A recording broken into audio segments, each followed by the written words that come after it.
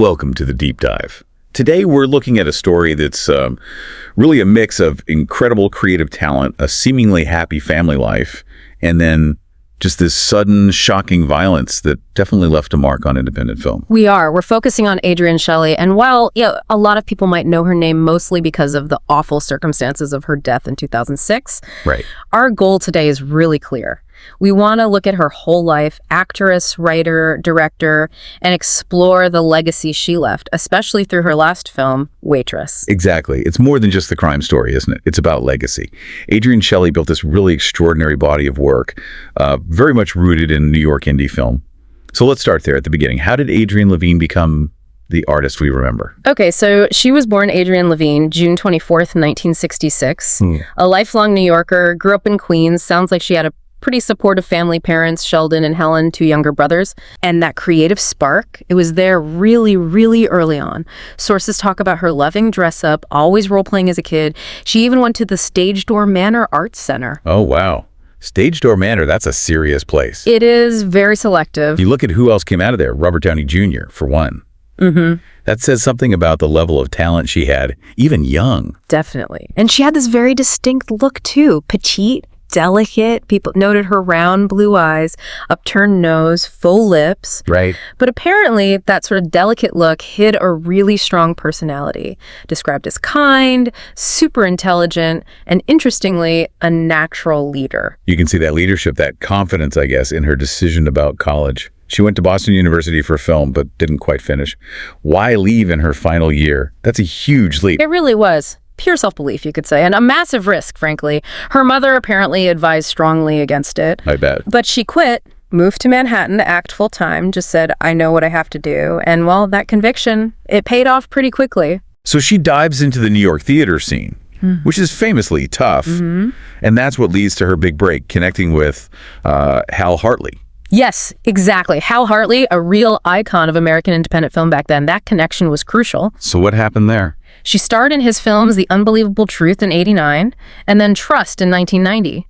And those roles, they just immediately got her notice, gave her real recognition in the indie world. Okay, so she's getting this recognition, fame is growing. Hollywood must have been calling, right, trying to lure her out to LA. Oh, for sure. The offers were there, but she completely refused to leave New York. Really dug in her heels about it. Why?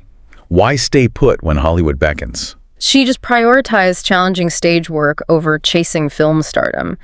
It seems she was always about the quality of the work, not just, being famous. Makes sense. And even as she started writing and directing more herself, people said despite being physically small, she had this commanding presence on set. Very professional, focused on quality over quantity.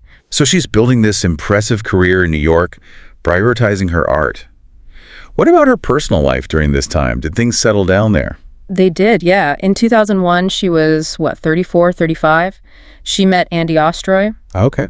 And kind of funny for the time, maybe they met on Match.com. Oh, really? An early online match success story? Seems like it. They got married in 2002, and by all accounts, it was a really happy marriage. Andy often talked about how lucky he felt. That's lovely. And their family growing actually led directly to her most famous work, didn't it? They had their daughter, Sophie. Yes. And Adrienne's pregnancy was the catalyst for Waitress. Absolutely the genesis. It was a deeply personal thing for her. When she was about 8 months pregnant, she started feeling a lot of anxiety, apparently. Anxiety, not just joy. Right. She started questioning if, every woman feels that sort of prescribed immediate happiness during pregnancy, or if her more complex feelings were okay, were normal. So she started keeping this diary, writing down all those thoughts and feelings. And that diary became the direct source material, the whole foundation for the Waitress storyline. Which centers on a waitress dealing with an unwanted pregnancy. Dark stuff, but handled with humor and empathy in the film. Exactly. And the film itself, it was a real family project, wasn't it? Totally. She wrote it, directed it, and she took a supporting role herself. Right. And even more touching, maybe both Andy, her husband, and their little daughter, Sophie, who was only 2 at the time, they're both in the movie too. Wow. So it really captured that moment in her life. Family, creativity, all of it. Perfectly. Focused on that female perspective she wanted to explore. Okay, so this period sounds incredibly fulfilling, both personally and professionally, which of course makes what happened on November 1st, 2006 just devastatingly jarring. It really does. She'd rented a separate office space to write near Bleecker Street in Manhattan Yeah. to balance work and being a mom. Yeah, she needed that dedicated space away from Sophie to focus. Andy would usually drop her off around 9:30 in the morning. It was her writing sanctuary. And November 1st started like any other day. It seemed to, but then the routine broke. She usually called the nanny during the day to check on Sophie. She didn't call. And Andy started calling her, sending messages, no response for hours. That's terrifying for him. By about 5:45 p.m., he was obviously frantic. He went straight to the office on Bleecker Street. And what did he find? He found the office door unlocked. Inside, it was ransacked. Things thrown around, money missing, valuables gone. Oh, no. And then he found her. In the small bathroom, Adrienne was dead. She was hanging from the shower rod, a bed sheet tied around her neck. Oh, my God. Just horrific. And the police, their initial reaction? Based on the scene, the staging, they immediately thought it was suicide. That was the initial devastating assessment. But Andy refused to believe it. That must have been crucial. Absolutely critical. He was obviously grieving, destroyed, but he fought back against that conclusion immediately. He kept telling the police she would never have done this. Never. Especially not leaving Sophie, her 2-year-old daughter. She was happy. Her career was taking off. He knew her. He knew her. And his insistence, his absolute certainty, basically forced the police to look deeper. It saved the investigation, really. So they proceeded with an autopsy. They did. And Andy was proven tragically right. The results were clear. It was homicide. Not suicide. Not suicide. The cause of death was manual strangulation, asphyxia. There were bruises on her body too, signs of a struggle. The scene had been staged meticulously to cover up a murder. Wow. So this changes everything. It's not a closed case. It's a hunt for a killer. Yeah. How did they find him? What broke the case? It came down to a tiny bit of forensic evidence, a footprint. There was a suspicious shoe print found near the toilet in the bathroom. Okay. And the crucial part was it had residue on it, gypsum, basically plaster dust. Linking it to construction. Exactly. There was construction work happening in the building. That footprint pointed them directly to someone working on site. Who was it? A young guy named Diego Pilco. He was 19, an undocumented construction worker from Ecuador working in that building. So they question him. Right. And at first, he lies, completely denies it, then spins this story. What did he claim happened? His first story was that they argued about construction noise. She got angry, threatened to call the police on him. He claimed he chased her, maybe punched her. She fell, hit her head, passed out, and then he panicked and staged the hanging. But the police weren't buying that version. No, because the autopsy directly contradicted it. There was no head trauma consistent with a fall like that. So they pushed him? They did. And eventually, during his trial in 2008, the real story, the actual horrifying sequence of events came out. He finally confessed. What was the real story? It wasn't about noise. It was much more mundane and somehow more tragic because of it. It was pure opportunism. He'd noticed her office door was unlocked earlier. He went in simply to steal. Petty theft, maybe robbery.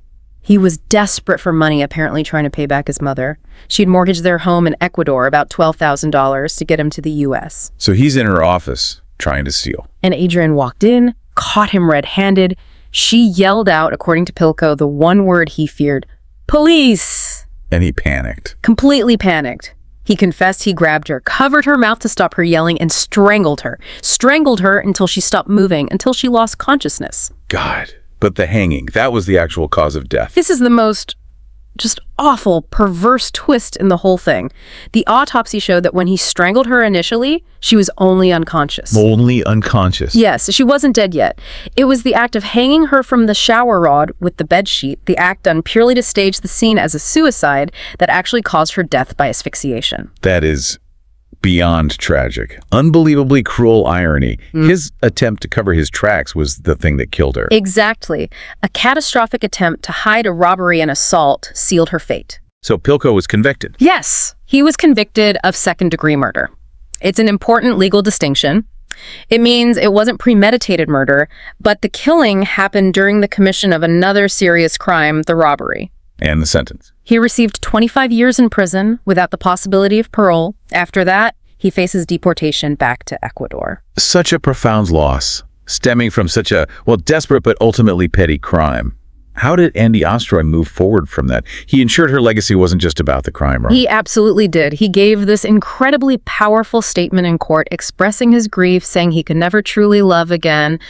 But he channeled that pain. He focused on her life, her work. How so? He established the Adrienne Shelly Foundation. It's a nonprofit specifically to support women filmmakers. They give out grants, scholarships, partner with big organizations like Sundance and Tribeca. It's a really tangible way of keeping her spirit, her artistic mission alive. That's fantastic. And Waitress, the film she poured so much into. Yeah. What happened with that? It became a huge success, almost like a final testament. It premiered at the Sundance Film Festival in 2007, just months after she was killed. Wow, that must have been emotional. Incredibly. It was bought for around $4.5 million, went on to gross over $19 million worldwide. It finally brought her unique voice, her artistic vision, to the wide audience she really deserved. That's what her work lived on. Yes. And Andy even helped complete a script she'd left unfinished called Serious Moonlight that came out in 2009. And their daughter, Sophie. He raised her. He's been very open about making sure Sophie knows who her mother was, even though she was too young to remember her well. He shares photos, videos, Adrienne's diaries. Apparently, Adrienne even wrote Sophie a special letter the day she was born, which he kept for her. That's incredibly moving. Sophie's 19 now, right? Did she go into film? She's 19 now, yes. Reports say she hasn't pursued a career in film, but clearly knows her mother's story and legacy. And there was one more chapter, wasn't there? A meeting between Andy and Pilko. Yeah, quite recently, in 2021, Andy actually visited Diego Pilko in prison. Why? What was the purpose of that? It seems it wasn't about anger or seeking revenge. He went, he said, to make Pilko truly understand the human cost of what he did in that moment of panic. How did he do that? He showed Pilko photos of Sophie growing up, all the milestones, the birthdays, everything she experienced without her mother there. Wow. How did Pilko react? Reports say Pilko expressed profound remorse, deep, agonizing regret. Finally, perhaps, truly facing the irreversible damage caused by that single act, stemming from trying to steal a small amount of cash. So when you look back at it all, Adrienne Shelly's life was just packed with intelligence, dedication to her art, this deep love for her family. Absolutely. And her legacy, really cemented by Waitress, it continues. It gives a voice to women's experiences, their inner lives, their struggles. The contrast is just so stark, isn't it? Between this vibrant artistic contribution, this full life, and the shocking, almost trivial motive behind the crime that ended it all. It really is. But her final work, Waitress, kind of ensures that the voice she worked so hard to develop, it wasn't silenced. It's still out there, influencing people, inspiring new filmmakers. Which brings us to a final thought, maybe, for you, our listeners. How much of a person's story, ultimately, is defined by the way they died versus the life they intentionally built, the legacy they created while they were alive? The heavy question. It is. We really encourage you, if you haven't, seek out her films, especially Waitress. See the talent, the vision for yourself. Thank you for joining us for this deep dive today. We hope this gives you more to think about and explore. Goodbye for now, and we'll catch you on the next deep dive.